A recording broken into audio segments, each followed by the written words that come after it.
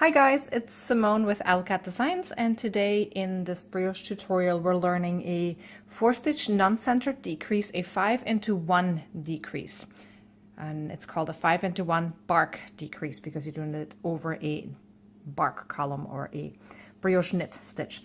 So you're going to work up to where you need to make your decrease happen, and it will start with a knit stitch or a knit column, and a brioche knit column. And it's going to be worked over those next 5 stitches. Now, if you're familiar with brioche, you know that these yarn overs are counted together with their stitch. So even though when you look at it, let's say you're a lace knitter, if you look at it from a lace knitting point of view, you think that there's these extra things and they need to be counted. For brioche knitting, these are considered one. So you have 1, 2, 3, 4, 5. So these 5 stitches are going to get combined into one stitch. So let's do it. In order to get your 5-into-1 stitch decrease to be a non-centered decrease, which is essential for this pattern that you're going to need it for the Lyta pattern, you're going to start by slipping the first stitch with its yarn over as if to knit. Then you're going to slip the next stitch, which is a purl stitch. Normally you would slip that purlwise with a yarn over, right? If you're just regular brioching along. But for this, you're also going to slip it knitwise. So you slipped the bark stitch and the purl stitch. Now you're going to knit the next 2 stitches together, which is that bark stitch here and the purl stitch. So you're going to knit these 2 together. Again, remember the yarn over goes with its stitch, so this is considered knitting 2 together. Now you're going to pass the purl stitch from over here over top of that. Then you're going to pass the slipped bark stitch and its yarn over top of that. You're going to transfer the resulting stitch over to the left, and you're going to pass the next stitch, which is a bark stitch with its yarn over top. And now you've combined these 2 columns into one, and it's a non-centered decrease, so the center stitch is not on top. All right, let me show you again.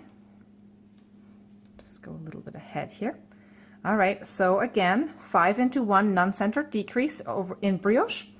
You're going to slip the next stitch, your knit column stitch, your bark stitch as if to knit, slip the purl stitch as if to knit, knit 2 together. Then first pass the purl stitch over, then pass the slipped bark stitch over.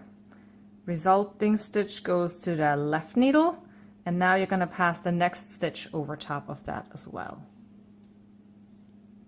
And then it gets transferred back to the right, and off you go with your slip-on yarn over knit. So here we have 2 of our 5-into-1 decreases, and you will need that when you knit the Lyta shawl, which is not this one. This is a different shawl. I'm just showing you on here because that's what I have on the needles currently, and I like the colors a lot. But one more time, just for good measure. So slip, knit 2 together, pass the purled stitch over, pass the next stitch over, transfer it back to the left, and pass the following stitch over. And then all of that goes back to the right, so you're ready to yarn over and slip, yarn over, and then knit on ahead. Here we go. I hope this helps. Thank you for watching, and I will see you again next time with more tutorials and more fun on my podcast. My name is Simone, and I design knitting patterns under the name of Alcat Designs. You can find those patterns on Ravelry and other places, and you can follow me all kinds of places as Alcat Designs. Thank you so much. I'll see you soon.